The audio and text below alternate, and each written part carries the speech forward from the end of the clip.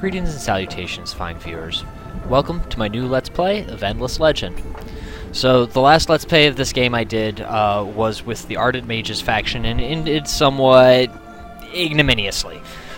We pursued a war against the other Ardent Mages faction to the north, and got shut down. Our army was destroyed twice. That set us back. We did eventually start gaining territory by going to war against I believe it was the Vaulters to our south.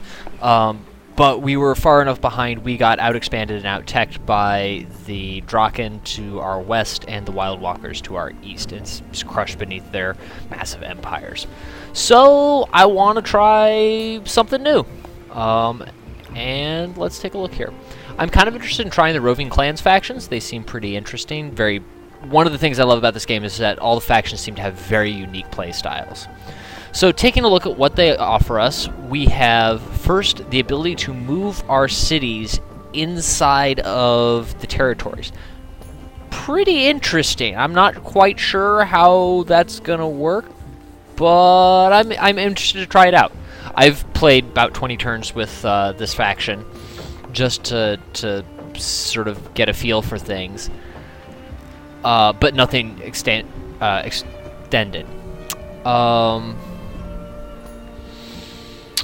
So we don't do as badly in the winter, I believe is what this trait does. City upkeep is lowered during the winter season. Trade routes are lowered during the winter season. I'm not sure what normal for trade routes is. I've not had any opportunity to play with trade routes. It's actually part of the reason why I want to play is the Roving clans. We get a cut of dust transactions with other empires. Information on the marketplace. We can use the market ban option. We cannot declare war. This is probably one of the most interesting facets of this faction, is the inability to declare war. So we need to, if we're going to be expansionist, we need to instigate war against ourselves. I'd be interested to see how that plays out. Our mercenaries are better. That's cool. And we get free commercial and research agreements once peace treaties are signed. So we're actively incentivized to pursue diplomatic play, which is interesting. We really didn't do very much with it in the Ardent Mages playthrough.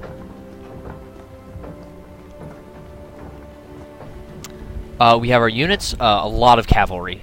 So we've got our base unit is the cavalry, this dervish, speed 6, a ranged speed 7. That's pretty interesting. I like that. And then this infantry, which is speed 5. Most infantry is, what, like 4, I think? All of these have the fast trait. Interesting.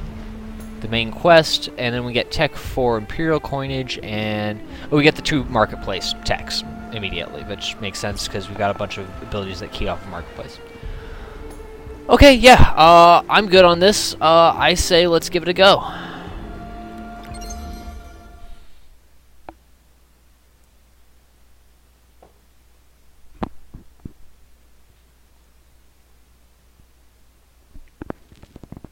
And the game loads up.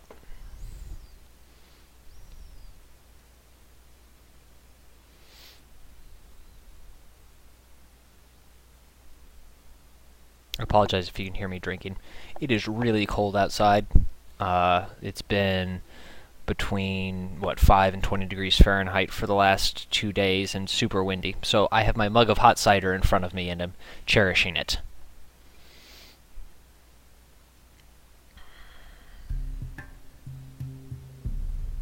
Some hope to control their destiny by building. Others through science or by conquest. Do they not see that only dust can give them what they want? For it is money and power and magic, all intertwined in a single miraculous substance. It is the essence that binds our civilizations together. Perhaps, as we let them believe, it is our weakness. But I have seen its wonders. It is not our weakness. It is rather how we will rule them all. All dust, all the time. Okay, and we have our initial territory. We've got something up here. Emerald deposits. Those don't actually give us much directly in terms of resources. Steel... Ooh, those look good. So, having them in gives happiness. That's awesome. Yeah, I definitely want that in my initial drop, just for the production bump. Also, the happiness bump is really nice. So, we're definitely going to build in that direction, so I'm going to split off the settler unit to move that there. We also, it's worth pointing out, our settler is speed 6, our main army is speed 6. This is going to make us far more mobile on the strategic map. We've got ruins down here. Okay, let's take a little bit and explore as much as we conveniently can. Haunters. Nice. On this first turn, just so we can make an informed decision about where we're going to drop our city. This is still the one tile that's really standing out as being exceptional.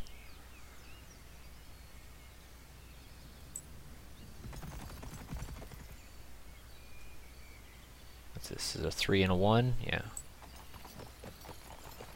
Okay, yeah, nothing comes out to change that. Now, where do we want to build specifically? I feel like... Well, will this tell us? Yeah, okay, so this will tell us 12, 9, 4, 6, 9, 10, 4, 6. I feel like this just... So the 4, 6 remains the same. 3 food for 1 production. I think I'll take the food in that exchange. Our expansion options, probably we go east with the first one. We pick up 4 more production and 5 more food by doing that. We lose, obviously, the food from that tile. Yeah, that seems really strong to me. I'll take it.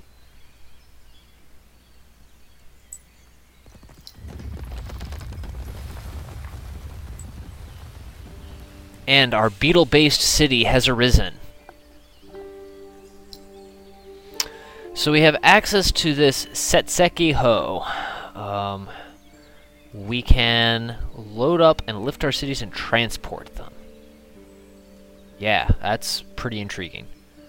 We absolutely want the Founders Memorial first. It's great for opening production. I mean, it's one per empire for a reason. It's obviously amazing. We already have so much food just from the city tile. We're going to expand population in 2 turns. It's 3 turns if we put it over here.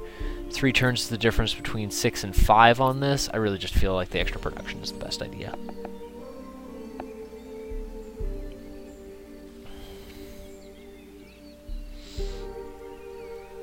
Also, it may be the best idea because I'm not necessarily as up to the micromanaging that aspect of the civilization.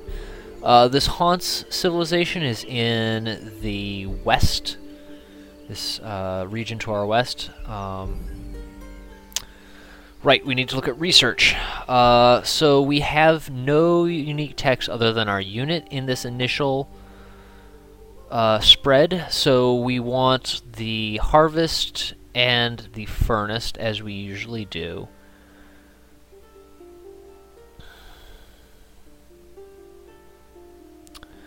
So what text do we want? I want this, and so access to luxury resources, access to titanium and glass steel, those seem pretty much mandatory no matter what you're doing. Access to our faction unit, I really like these archers, seem pretty awesome. They're super speedy, and they've got range, and yeah, fast skirmishing type. We're all about the dust, so having access to the Empire Mint seems good. This I don't like as much. Yeah. Seed storage, we want this. The Empire-wide happiness is really good. We've got access to two more pickups that we can take. I'm not really sure. Do we want? How important is being able to parlay? feel like we should try to do without it this game. I mean, unless it's required for our faction quest, which I don't remember running across that. That allows us to pick up another one. We can go for increased food, and this is extra. It's basically a % increase to research and a % increase to production. I feel like the research is going to be better in the long run, but maybe wrong about that. That's 7 techs. We can obviously go back and change those pretty easily. What do we want quickly? I kind of want to commit to getting our... Oh, is this... Okay, that's not... Yeah, we don't need that. I kind of want to commit to expanding quickly. Since we can't go to war, we need to grab. As such, we're going to be devoting a lot of production to things. We're not going to necessarily have time to build these buildings. None of these that we have selected give any sort of, like... They just give buildings. So, I guess... Pick up these 3 first, and then we'll figure out the ordering on the rest later. Okay, I think that is everything I need to do on my first turn done, and here we go.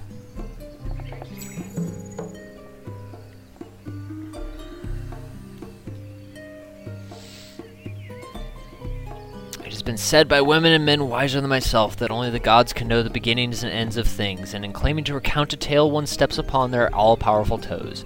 I dare to say that I have a tale, however, and in the telling of it I hope to offend neither the listener nor the gods, for though there is a beginning it is you who will see it through until the end. Blessings then on the infinitely wise Radat, mistress of Tered and goddess of numbers, and the quick-witted Tebedal, master of words and god of commerce, and on their families and on their children, and on you and on yours.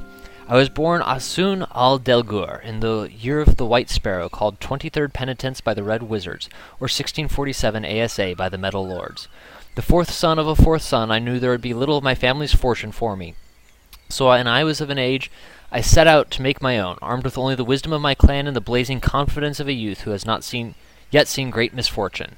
I did in time see it, though I will not trouble you with the tale of those years, of the thousands of yearbad I traveled across this amazing world, of the sights I saw, of the wealth I won and lost and won again. Suffice it to say that in the year of the Silent Dove, known as 1675 by the Metal Lords, I founded this city with a handful of troops, seeking to discover the truths behind certain legends. We need to pacify the Eresis villages in the regions indicated by the rays of dust. Eresis are the demons. They're kind of challenging. The region is to our south. Well, we already are in the area. Oh, no, it's the Hydras. Okay, we can deal with Hydras. They are infantry. Their big deal is the circular attack. Yeah, that's fine. So, based upon experimentation I did already, I believe Pacify also includes Destroy. So we're just going to use that as our means of completing this quest. I don't see any reason to bring the militia into this. We are ready to fight. Now our primary hero is a ranged. Okay, they've deployed on this hilltop.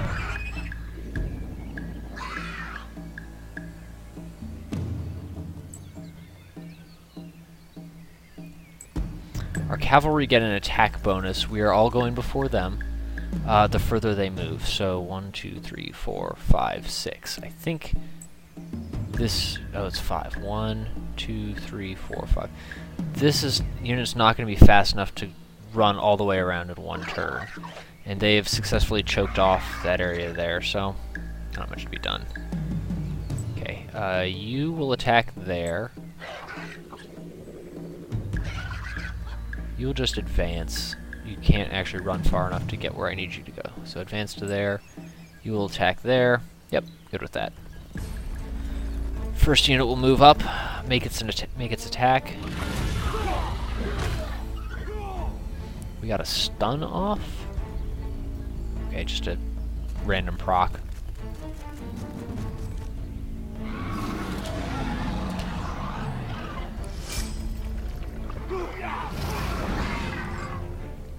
Our goal here is to minimize the amount of damage we take from these circular attacks.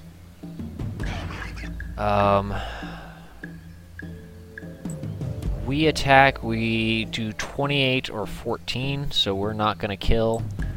So...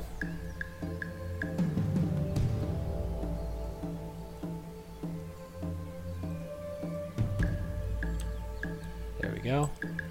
Set up our orders, just pick off that unit. I suppose that's going to leave the option open for this unit to move here and then attack both of our units that are across from each other. I always have the option of retreating this unit if they're getting too low on life.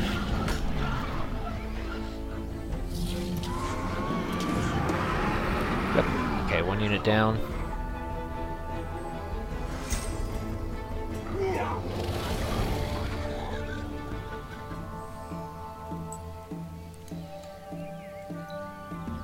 Okay, it was pretty easy. That was not good. Okay, but we have initiative, so we can always... we are all one with the choice on retreating. So there's no reason we're going to lose that unit. You just get back here and stay back there.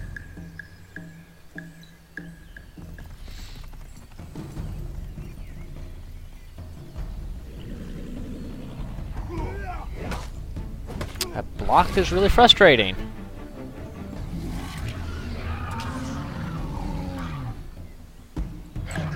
Just keep staying back there.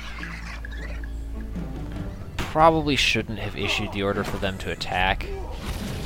This just causing them to take damage when my hero can pretty reliably finish them off. Yeah.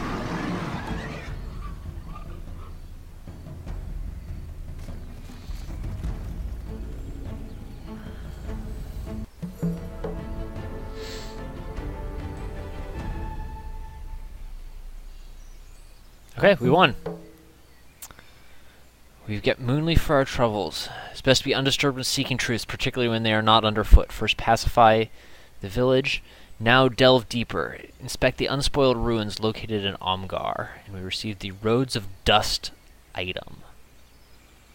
So a unique faction item associated with our quest. Fun. Okay, and it wants us to move here.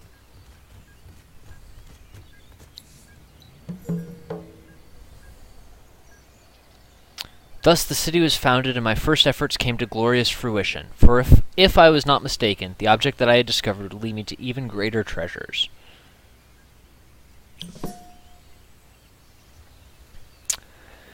It is said by the sages that any undertaking must balance the influences of the past, the present, and the future. When a city was established and troops at my command, I felt the present was more secure than it had been for some time. As for my plans for the future, they depended very much upon what I discovered in the ruins, from the past. For upon Auriga, the past is a weighty thing indeed. The relics I had recovered hinted at something truly enormous, a great complex of wonders and wizardry, hidden somewhere beneath our very feet. Curse me thrice if I did not weep with joy at the discovery. For dust is not merely our tallying currency, it is stuff that has great power on its own. And should I amass it in the quantities that I saw in my dreams, I was sure that I could shape the very stuff of which our world is made. The ancient whispers and legends that I had heard held some grain of truth. But ah, how much?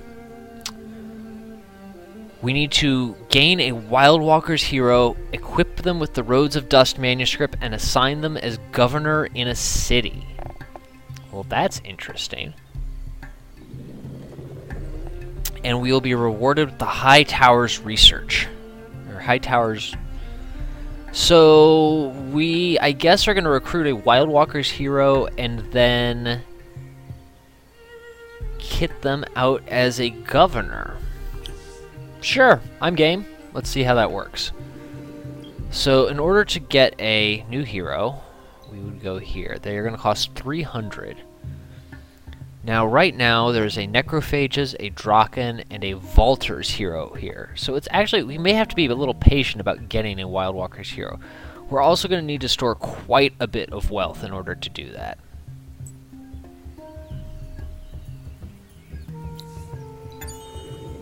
Yeah, nothing there. That's fine.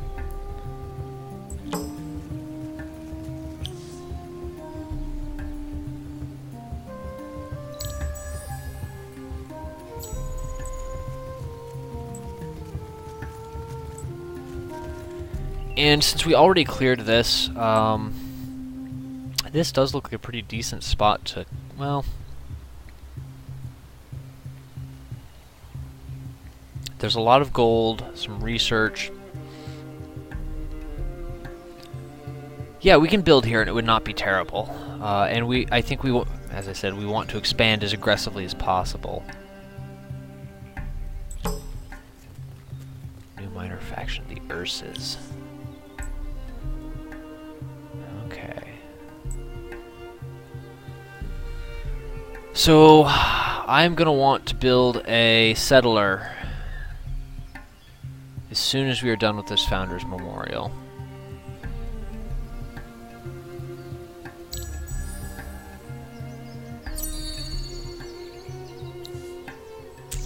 Okay, our population has grown. That's good. We are one turn out there, and then we'll build a settlers as soon thereafter as we can.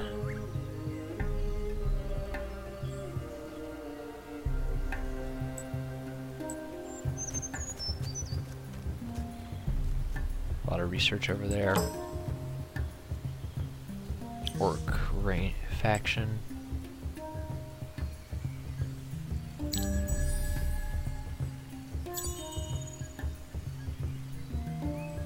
Okay, and we are set. We are 6 turns.